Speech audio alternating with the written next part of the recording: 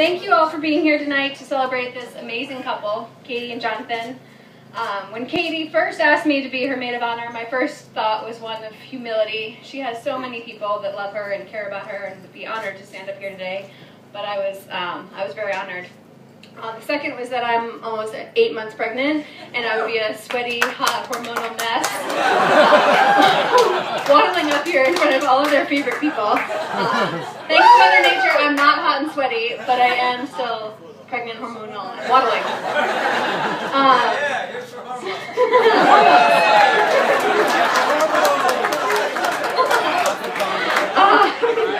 So, for those of you that don't know me, I am Katie's slightly older sister, Sarah. It's funny, when I was little, I definitely wanted to play up that older part, but as I've gotten older, I just really want to emphasize the slightly older part. 1 year from tonight, Katie and Jonathan will be celebrating their first wedding anniversary together, which will be quite an accomplishment. But Katie and I are actually coming up on 29 years together.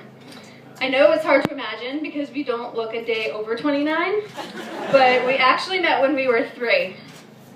My dad and Katie's mom had been dating for a few months, and they decided it was time for our families to meet.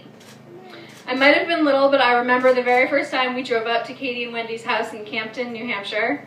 Katie and I immediately started playing on that brown corduroy couch that we had, I think, right up through high school. And we were just instant best friends. It really wasn't until the second or third time that Katie and I had met that I realized what I might be in for with this girl, though. Our parents took us to this fine dining establishment. Some of you may have heard of it. It's called Pizza Hut. My brother Ryan and I were acting like perfect little angels. And it became quite apparent that there was one person, missing at the table. And that person was Katie. She was under the table. She was having her own little pizza party. And I knew this girl was trouble, but it was good trouble. And it was exactly what I needed to come out of my shell. Out of the two of us, I was always the quiet, shy, and reserved one. Katie, on the other hand, was just a shorter, tinier version of her same self today. She could make conversation with anyone and was always, always laughing. Katie was often the one responsible for the belt buckles bursting off of Wendy or her blouse buttons falling off because she was laughing so hard. Me, on the other hand, I tend to pee when I laugh really hard, and the same stays true today when I'm 8 months pregnant. Danielle probably knows what I'm talking about. I'm not gonna pee now. I'm good. I'm not that funny. Stop laughing!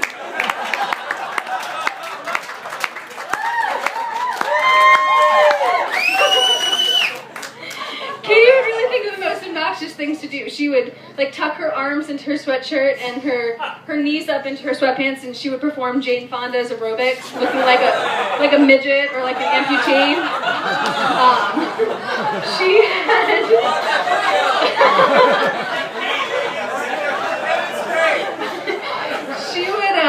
She perfected the art of fake falling, so she would splatter her body onto the ground, and strangers would look at us in horror as her whole family laughed at her hysterically, wondering if Katie was okay, because we're all laughing.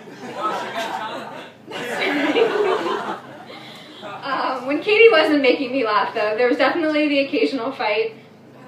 Usually these fights started over some kind of jealousy or healthy sisterly competition.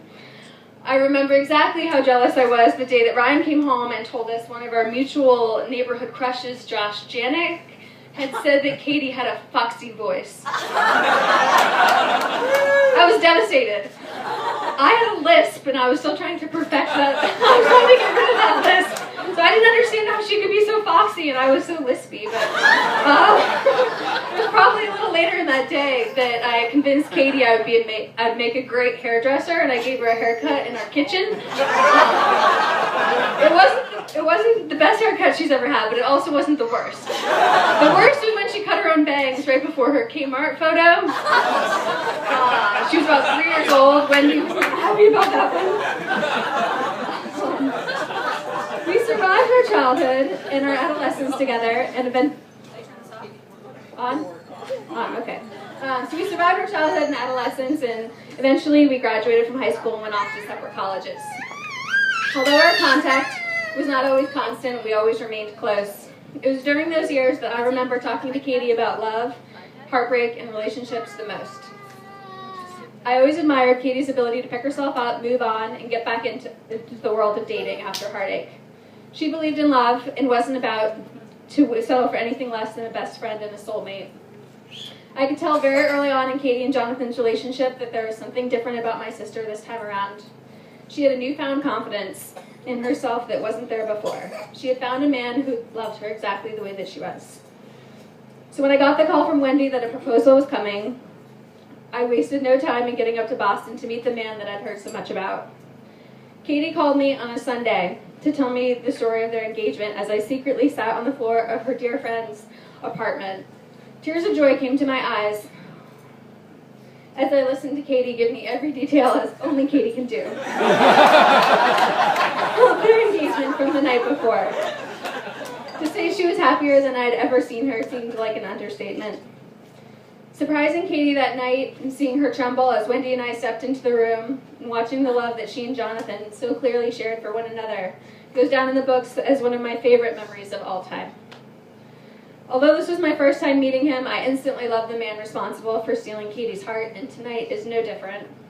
I'm so glad that you're the one to stand as Katie's husband, and we all feel really lucky to have you in our family. So please raise your glasses to Katie and Jonathan, who inspire us all to fall in love a little more deeply and to never, ever stop laughing.